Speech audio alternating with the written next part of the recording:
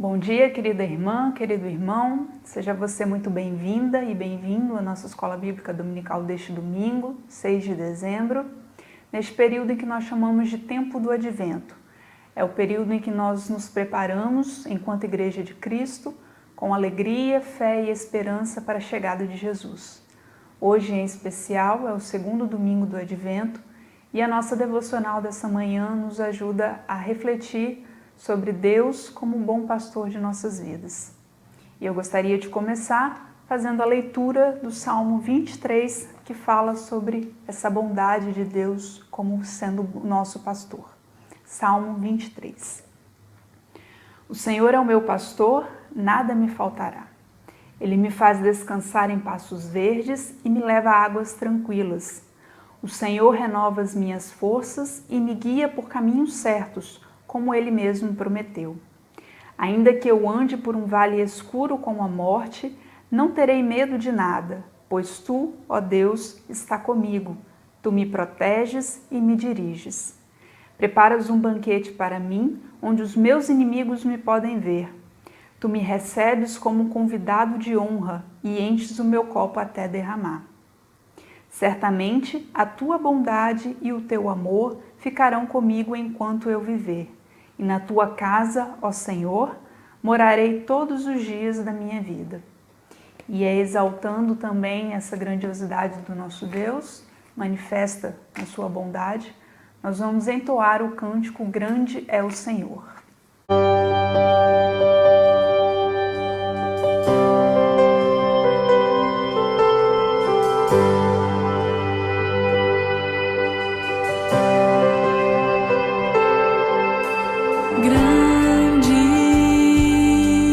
É o Senhor e muito digno de louvor. Na cidade do nosso Deus, seu santo monte, a alegria de toda a terra.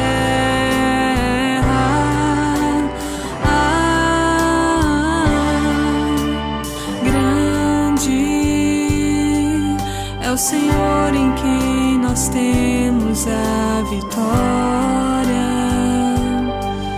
e que nos ajuda contra o inimigo. Por isso, diante dele nos prostramos.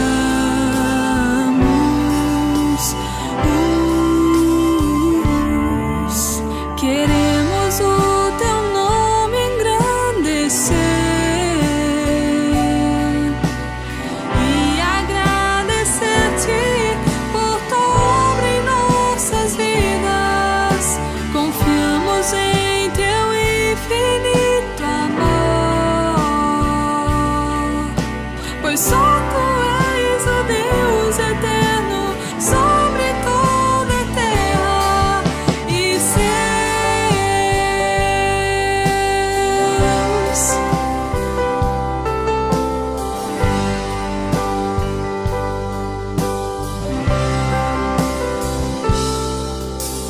Grande é o Senhor e muito digno de louvor. Na cidade do nosso Deus, seu santo monte, a alegria de toda a terra.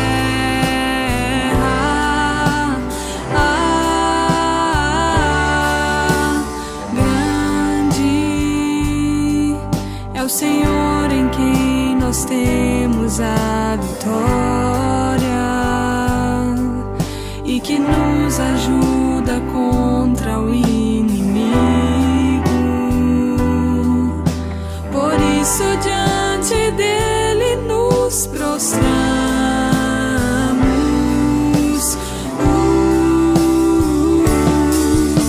Queremos o teu nome engrandecer e agradecer-te por tua obra em nossas vidas. Confiamos em teu infinito amor, pois só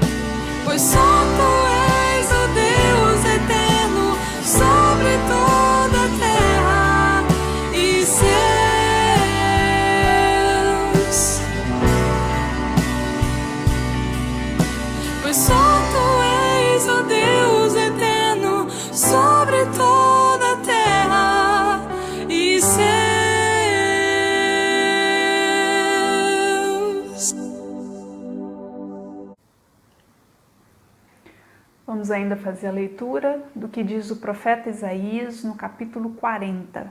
Então, livro de Isaías, capítulo 40. Que vai dizer assim: O Senhor, nosso Deus, diz: Consolem, consolem o meu povo. Falem carinhosamente aos moradores de Jerusalém e digam-lhes que já terminou a sua escravidão e que os seus pecados foram perdoados. Eles receberam de mim 2 vezes mais castigo do que os pecados que cometeram. Alguém está gritando: preparem no deserto um caminho para o Senhor, abram ali uma estrada reta para o nosso Deus passar. Todos os vales serão aterrados e todos os morros e montes serão aplanados. Os terrenos cheios de altos e baixos ficarão planos e as regiões montanhosas virarão planícies. Então o Senhor mostrará a sua glória e toda a humanidade a verá. O próprio Senhor Deus prometeu que vai fazer isso. Alguém diz: anuncie a mensagem. O que devo anunciar? Eu pergunto. Anuncie que todos os seres humanos são como a erva do campo, e toda a força deles é como uma flor do mato. A erva seca e as flores caem quando o sopro do Senhor passa por elas. De fato, o povo é como a erva seca, a flor cai, mas a palavra do nosso Deus dura para sempre. Você, mensageiro de boas notícias para Jerusalém, suba um alto monte. Você, mensageiro de boas notícias para Sião, entregue a sua mensagem em voz alta. Fale sem medo com a cidade de Judá e anuncie bem alto: o Senhor Deus está chegando. O Senhor Deus vem vindo cheio de força, com o seu braço poderoso, ele conseguiu a vitória. E ele traz consigo o povo que ele salvou. Como um pastor cuida do seu rebanho, assim o Senhor cuidará do seu povo. Ele juntará os carneirinhos e os carregará no colo, e guiará com carinho as ovelhas que estão amamentando. No devocionário Castelo Forte de hoje, o título da reflexão é: O bom pastor cuida do seu povo, a partir da leitura do capítulo 40 do livro de Isaías. A imagem de Deus como pastor que cuida do seu rebanho é tão antiga quanto a história de Israel. Foi uma imagem forjada nas práticas da vida, nos acontecimentos cotidianos, por um povo nômade em suas origens, criador de ovelhas que experimentou a ação do bom pastor, como nós vimos na leitura do Salmo 23. No texto de hoje, Isaías anuncia a palavra desse pastor ao povo que está no exílio babilônico. Para o povo, o exílio é o lugar do juízo, da dispersão das ovelhas, do cansaço, da desesperança. É a terra estranha, longe de Israel e do Templo de Jerusalém, símbolos da graça de Deus. Para dentro desse contexto, o profeta traz o advento. Ele anuncia o fim do cativeiro, porque o pecado do povo foi perdoado. Ele poderá voltar para casa por um caminho plano, aberto e seguro. Deus está chegando, com braço forte, e levará Israel consigo. Assim como um pastor cuida do seu rebanho, da mesma forma o Senhor cuidará do seu povo. E foi o que aconteceu. O povo experimentou outra vez a ação do bom pastor e foi conduzido a uma segunda jornada de libertação, um novo êxodo, de volta à terra prometida. A mensagem de Deus trazida por meio de Isaías continua advento para nós. Mas agora, esse pastor tem um rosto, revelou-se humano e divino, Jesus Cristo. Em Jesus Cristo, o povo de Deus continua a experimentar o cuidado, o amparo, a condução do bom pastor. Ele conhece todas as suas ovelhas e é capaz de morrer por elas. E nós sabemos desse amor. É confiando nesse cuidado desse Deus que é capaz de entregar o seu Filho a morrer por cada um de nós, que nós entregamos as nossas vidas nesse dia, as nossas angústias, as nossas dores, as nossas preocupações. Entregamos a vida dos nossos irmãos que estão se convalescendo, seja da Covid, seja por outras doenças. Entregamos também as nossas ansiedades pelo futuro e louvamos a Ele porque sabemos que nele encontramos todo o nosso apoio, encontramos tudo aquilo que nós precisamos para nos preocupar com hoje. E assim nós vamos encerrando a nossa escola bíblica dominical, a parte da devocional. Convido você a fazer junto comigo a oração que vai aparecer aí na tela. Bondoso Deus, somos como ovelhas do teu rebanho. Tu és o nosso bom pastor. Por isso, guia-nos pelas veredas da graça, ampara-nos nos momentos de dificuldade e nos ajuda a descansar em Ti. Por Cristo Jesus. Amém.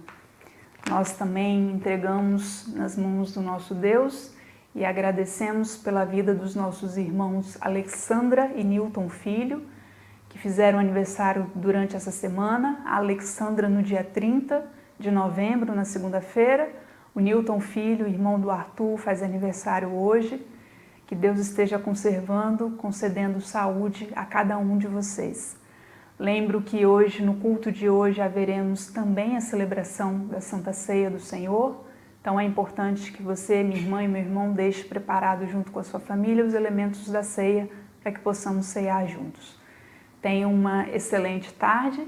Vamos agora passar o nosso estudo bíblico.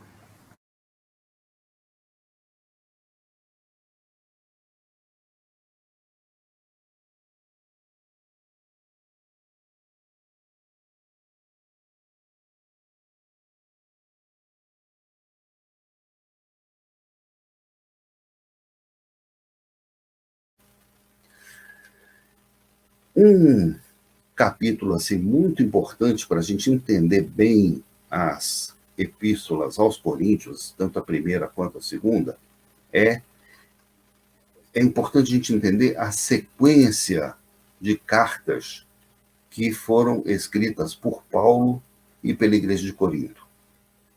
Então, os estudiosos, depois de ler muito o texto, de ter analisado assim com bastante critério, eles chegaram a algumas conclusões. Primeiro, que lá pelo ano 56, Paulo escreveu uma carta à Igreja de Corinto. Ele escreveu uma carta.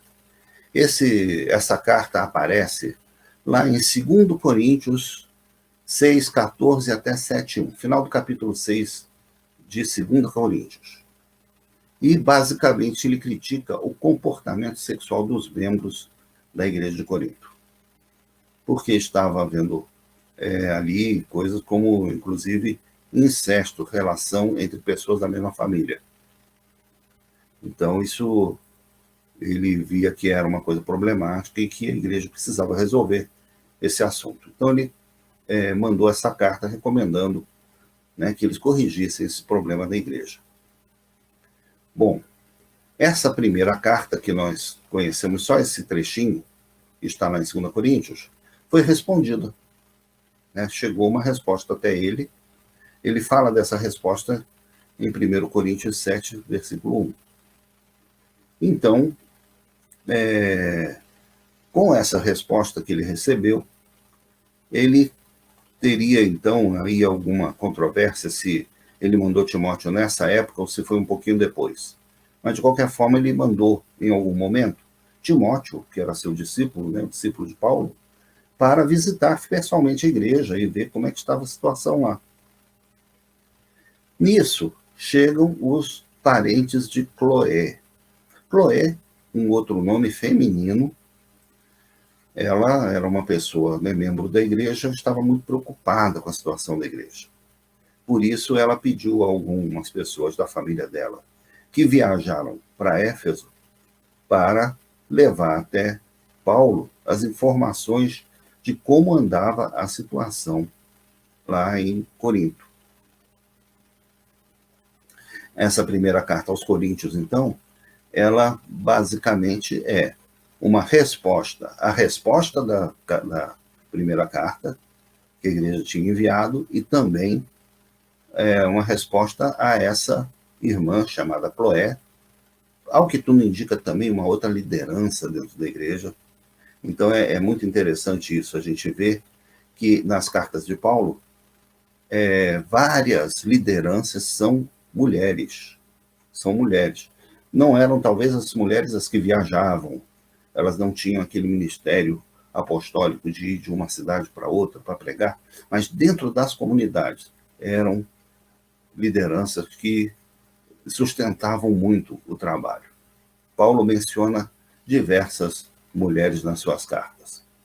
E Cloé aqui é uma delas. Então, o que ele faz? Ele responde a Cloé e responde àquela primeira resposta da igreja.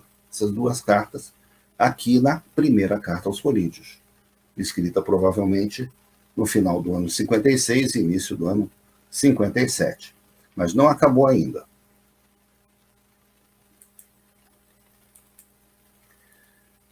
Depois de enviar a primeira carta, Paulo foi a Corinto pessoalmente.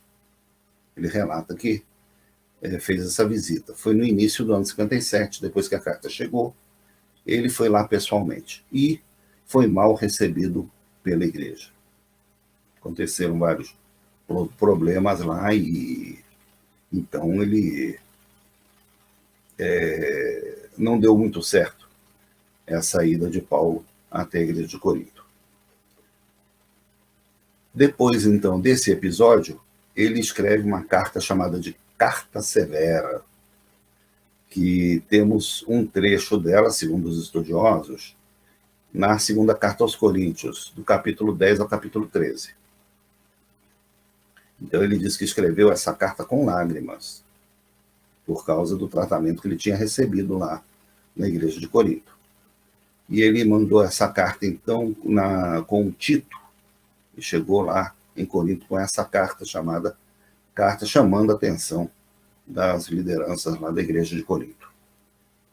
Depois disso, ainda no ano 57, ele escreve, então, a segunda carta aos Coríntios, do capítulo 1 até o capítulo 9. Então, seria essa a segunda carta aos Coríntios propriamente dita. Depois disso, então, acontece uma reconciliação com a igreja, né? Quando ele escreve a carta, já existe um processo de reconciliação, e ela não foi escrita mais em Éfeso. Paulo já tinha viajado para a Macedônia, onde ficam as cidades de Filipos e Tessalônica. Então ele já tinha ido visitar outras igrejas e de lá escreveu então essa outra carta. Ao que parece, ele fez uma outra visita a Corinto na primavera de 58. Primavera do hemisfério norte, viu, gente? Seria aqui no nosso outono, mais ou menos. Mais para o meio do ano, assim, antes do verão europeu. No primeiro semestre de 58. O interessante é que essas cartas, as cartas que Paulo escreve à igreja de Corinto, elas têm um enfoque pastoral com conteúdo teológico. Ou seja, elas tratam de situações, coisas do dia a dia da igreja. Problemas que acontecem na vida da igreja. E, ao mesmo tempo, elas têm um conteúdo teológico, claro. Ele aborda assuntos teológicos. Ela não tem aquela profundidade doutrinária da carta aos Romanos. Quando a gente abre a carta aos Romanos, Paulo fala muito de teologia. Ele fala de como é o processo da salvação, da justificação, da redenção. Não é? A carta aos Romanos ela é considerada a maior carta do apóstolo Paulo, documento teologicamente mais importante do Novo Testamento, entre as epístolas. Não é? Então, a preocupação com a igreja de Corinto era mais pastoral, resolver situações do dia a dia, mas, claro, com uma base doutrinária. E outra coisa também que nós vemos na carta aos Coríntios é que aparecem ali frases atribuídas a Jesus Cristo, mas que não tinham sido escritas em lugar nenhum. Porque os evangelhos, onde a gente lê as coisas que Jesus disse, que os discípulos escreveram, eles foram redigidos bem depois. Não tinha nenhum evangelho ainda circulando na época do apóstolo Paulo. O que existia era uma memória, digamos assim, a tradição oral. Eram coisas que as pessoas decoravam, sabiam. Alguns teólogos dizem que devia haver uma listinha de frases de Jesus e era um resumo do seu ensino. Mas Paulo, provavelmente, ele teve contato com essas frases e menciona algumas delas nas suas cartas. Ele mesmo cita uma. Mais bem-aventurada coisa é dar que receber. Ele atribui essa frase a Jesus Cristo. Ela não aparece nos evangelhos, mas Paulo faz esse registro nas suas cartas, né? Principalmente na carta aos Coríntios. Então, em resumo, os temas da carta aos Coríntios são: bom, problemas de divisão na igreja, questões morais e litúrgicas, e eu usei uma palavra grega aqui, querigma e ressurreição. Querigma quer dizer pregação, proclamação. Então, qual era a pregação da igreja? O que a igreja tinha que anunciar? Isso seria o seu querigma. E ele fala também da ressurreição dos mortos.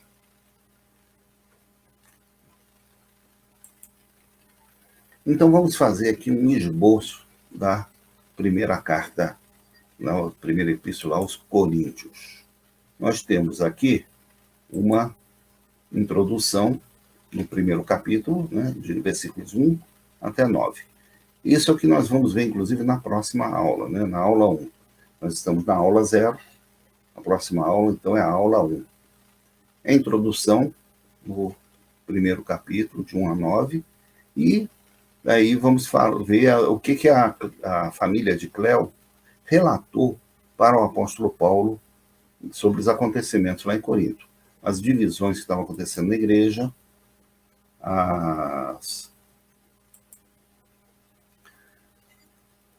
Aí Paulo fala, né, do evangelho e a verdadeira sabedoria, o significado da sabedoria, a sabedoria revelada do Espírito Santo.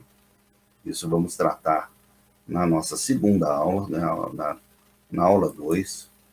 Na aula 3 nós vamos ver, então, o capítulo 3, o papel dos pregadores, sabedoria e proclamação, a relação de Paulo com o Apolo, que era uma pessoa muito conhecida na igreja de Corinto. Que mais? Os casos de incesto, né, de comportamento sexual inadequado, são abordados no capítulo 5, nós vamos ver na aula 4. Os processos na justiça comum que estavam acontecendo entre os membros da igreja. Paulo condena essa prática porque ele achava que os tribunais dos romanos, tribunais pagãos, não tinham que decidir sobre coisas que tinham a ver com a vida da igreja. Outra questão também de comportamento sexual, a questão da prostituição, né, que existiam casos dentro da igreja. Na aula 5 veremos assuntos relacionados com o casamento e divórcio. Aqui nós já estaremos no capítulo 7. Então essa parte aqui já não é a resposta aos questionamentos da família de Cléo. Aqui nós vamos ver a resposta que Paulo deu àquela primeira carta da igreja de Corinto, respondendo à carta prévia, né? Então, isso daqui é como se Paulo já tivesse isso preparado para mandar para a igreja. Quando a família de Cléo chegou, ele acrescentou a parte inicial, que eram os assuntos, né, mais recentes. Mas aqui ele fala, então, da questão de divórcio, casamento, viuvez, situação conjugal, etc. Situação dos casais da igreja. Outra coisa que ele aborda no capítulo 8, tá, dos animais sacrificados a ídolos, e a carne desses animais podia ser consumida pelos cristãos. Fala da liberdade dele enquanto apóstolo, isso tudo na aula 6. Na aula 7 vamos ver a questão de Israel, né, e conclusões, então, a respeito daqueles questionamentos da primeira carta lá da Igreja de Corinto. Aula 8, estaremos já no capítulo 11, e nós vamos falar, então, de algo muito, muito, muito importante, que é o culto na igreja, o uso do véu na Igreja de Corinto e a ceia do Senhor. É justamente nesse capítulo 11 que nós temos aquelas palavras da instituição da Eucaristia, né? Porque eu recebi do Senhor, que também vos entreguei, que o Senhor Jesus, na noite que estava sendo entregue, partiu o pão, tendo dado graças, partiu o pão, dizendo, né, isso é o meu corpo dado por vós, por semelhante modo, depois de haver ceado, tomou também o cálice, dizendo, esse é o cálice, é a nova aliança no meu sangue. Então, é aí nesse capítulo 11 de 1 Coríntios que estão essas palavras da instituição da ceia do Senhor. Então, é o primeiro texto que Paulo escreve a respeito desse tema, é o registro, digamos assim, mais antigo da instituição da Eucaristia. Temos também o capítulos 12 a 14, quando ele fala dos dons espirituais na igreja, isso já estaremos na aula 9. Capítulo 13, 1 Coríntios 13, aquele famoso capítulo, né, se, ainda que eu fale as línguas dos homens e dos anjos, se não tiver amor, serei como o bronze que soa, o símbolo que retine, etc, etc. Esse capítulo 13 de Coríntios, teremos a aula 10 só para esse capítulo, porque merece. É um dos textos mais belos da Bíblia. Capítulo 14, né, aula 11, teremos capítulo 14, a questão do dom de línguas e da ordem no culto da igreja. Aula 12, vamos ver aqui um trecho que foi uma resposta à carta da Igreja de Corinto, justamente falando sobre a ressurreição. Né, a ressurreição, que eles tinham várias dúvidas. Como seria a ressurreição? Então, Paulo trata desse assunto, fala também da coleta, né, para ajudar as igrejas lá na Palestina, lá em Jerusalém, as viagens que ele estava planejando fazer, não é? E nós temos, então, aqui lá no capítulo 16, a conclusão da carta, né? Ele se despede, então. Esse, então, é o plano de curso que nós temos para o estudo da Carta aos Coríntios. Espero que todos vocês aproveitem bastante. Vamos seguir esse formato em vídeo para que vocês possam, então, ter condições de ver e assistir novamente. Vamos disponibilizar esse vídeo também para que irmãos de outras igrejas possam acompanhar esse estudo que nós estamos fazendo. É um esforço da IPU de Brasília para tornar mais acessível o estudo das epístolas paulinas, especialmente quando nós temos no mercado estudos muito superficiais, visões assim muito atrasadas, às vezes, das cartas de Paulo. Estamos pesquisando uma bibliografia séria, aprofundada, mas queremos tornar esses estudos mais acessíveis para aquele irmão, aquela irmã que não tem a formação teológica, mas que queira conhecer melhor a palavra de Deus e queira ler, então, com melhor entendimento, documentos importantes como esta carta do apóstolo Paulo. Então, eu, pastor Daniel do Amaral, me despeço de vocês. Espero que tenham gostado bastante desse estudo e aguardo vocês, então, na próxima aula a respeito da epístola de Paulo, primeira epístola aos Coríntios. Deus abençoe a cada uma e a cada um de vocês.